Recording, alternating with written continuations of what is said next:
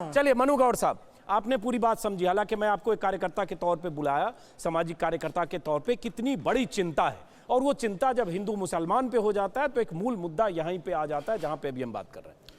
देखिए अजीत जी, आपने बिल्कुल सही कहा। अभी मैं सुन रहा था सब लोगों को।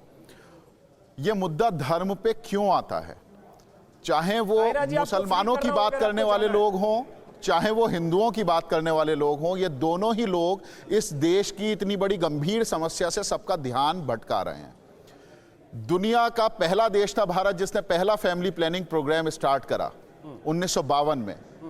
1974 में स्टरलाइजेशन प्रोग्राम हुआ।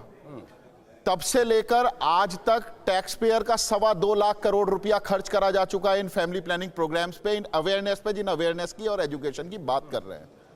लेकिन हमारी आबादी 100 करोड़ से ज्यादा बढ़ चुकी है, इतना पैसा खर्च करने के बावजूद भी।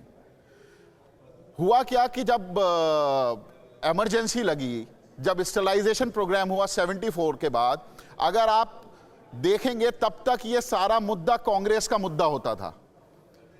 सरकार गई, मुद्दा वो बॉल दूसरी तरफ फेंक दी गई, वो दूसरी तरफ कैच कर ली गई।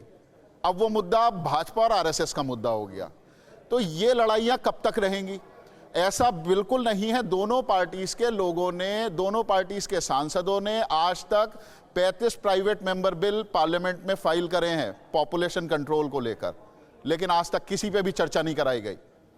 Even then P V Narasimha Rao सरकार 1992 में राज्यसभा में कॉन्स्टिट्यूशन अमेंडमेंट बिल लेकर आई थी, 79th कॉन्स्टिट्यूशन अमेंडमेंट बिल, इन्हीं 2 बच्चों के प्रावधान पे, लेकिन उस पर डिस्कशन